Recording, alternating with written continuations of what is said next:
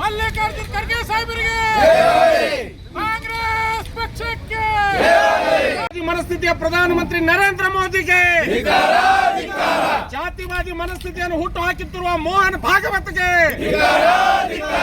ಆರ್ಎಸ್ಎಸ್ಗೆ ತೋರಿಸುತ್ತಿರುವ ಆರ್ಎಸ್ಎಸ್ ಸಂಘಟನೆಗೆ ದೇಶದಲ್ಲಿ ಜಾತಿವಾದವನ್ನು ಹುಟ್ಟು ಹಾಕುತ್ತಿರುವ ಆರ್ಎಸ್ಎಸ್ ಸಂಘಟನೆಗೆ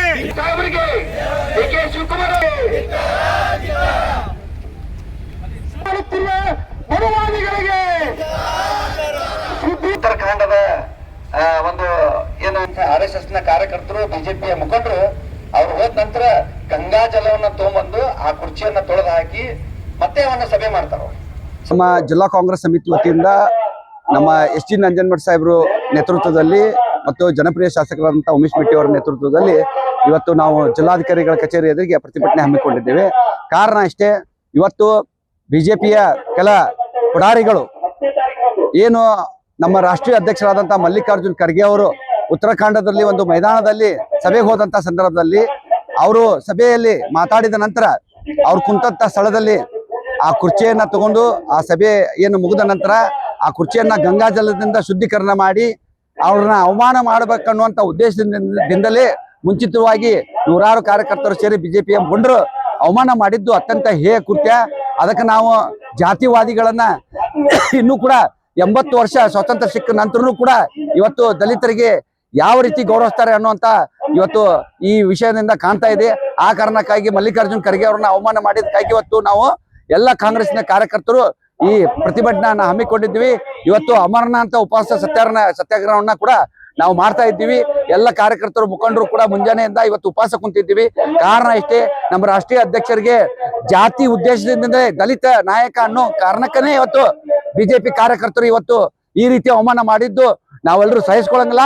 ನಾವೊಂದು ವಿಷಯವನ್ನ ಇವತ್ತು ಚರ್ಚೆ ತರ್ತೀನಿ, ವಿನಂತಿ ಮಾಡ್ತೀನಿ. ಇವತ್ತು ಬಿಜೆಪಿ ಪಕ್ಷದಲ್ಲಿರುವಂತಹ ಎಲ್ಲ ದಲಿತ ನಾಯಕರಿಗೆ ನಾವು ವಿನಂತಿ ಮಾಡ್ತೀನಿ, ನೋಡಿ ಇವತ್ತು ರಾಷ್ಟ್ರದಲ್ಲಿರುವಂತಹ ನಮ್ಮ ದಲಿತ ನಾಯಕರನ್ನ, ದಲಿತ ಜನರನ್ನ ಬಿಜೆಪಿ ಪಕ್ಷದವರು ಎಷ್ಟು ಗೌರವಿಸ್ತಾರೆ, ಎಷ್ಟು ಅವಮಾನ ಮಾಡ್ತಾರೆ ಅನ್ನುವಂಥದ್ದು ವಿಚಾರ ಇವತ್ತು ಸ್ಪಷ್ಟವಾಗಿದೆ.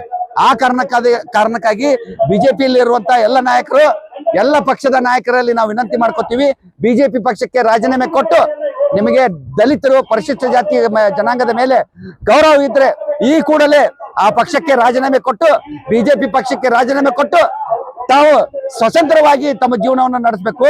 ಮೇಲಾಗಿ ನಿಮಗೆ ಸ್ವಾತಂತ್ರ್ಯ ಇದೆ, ಯಾವ ಪಕ್ಷದಲ್ಲಿ ಆದ್ರೂ ಇರಿ, ಆದ್ರೆ ಬಿಜೆಪಿ ಪಕ್ಷಕ್ಕೆ ಮಾತ್ರ ರಾಜೀನಾಮೆ ಕೊಟ್ಟು ಹೊರಗೆ ಬರ್ಬೇಕು ಅಂತೇಳಿ ನಾವು ಇವತ್ತು ದಲಿತ ಸಮುದಾಯದ ಎಲ್ಲ ಪರಿಶಿಷ್ಟ ಜಾತಿ ಜನಾಂಗದ ಪರಿಶಿಷ್ಟ ಪಂಗಡದ ಜನಾಂಗದಲ್ಲಿ ನಾವು ವಿನಂತಿ ಮಾಡ್ಕೋತೀವಿ.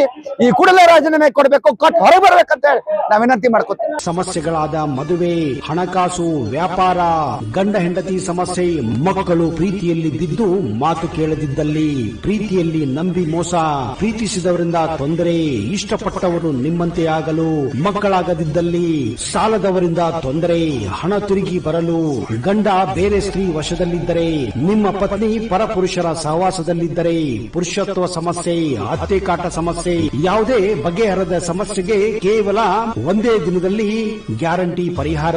ಸ್ತ್ರೀಯರಿಗೆ ವಿಶೇಷ ಪರಿಹಾರ. ಎಷ್ಟೋ ಜ್ಯೋತಿಷ್ಯರಲ್ಲಿ ಕೇಳಿ ಹಣ ಕಳೆದುಕೊಂಡಲ್ಲಿ ನಮ್ಮಲ್ಲಿ ಗ್ಯಾರಂಟಿ ಪರಿಹಾರ ಸಿಗುತ್ತದೆ.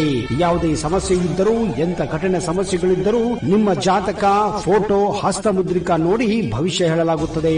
ಇನ್ನು ನಿಮ್ಮ ಜೀವನದ ಎಂತ ಸಮಸ್ಯೆಗಳಿದ್ದರೂ ನಮ್ಮಲ್ಲಿ ಪರಿಹಾರ ಇದೆ.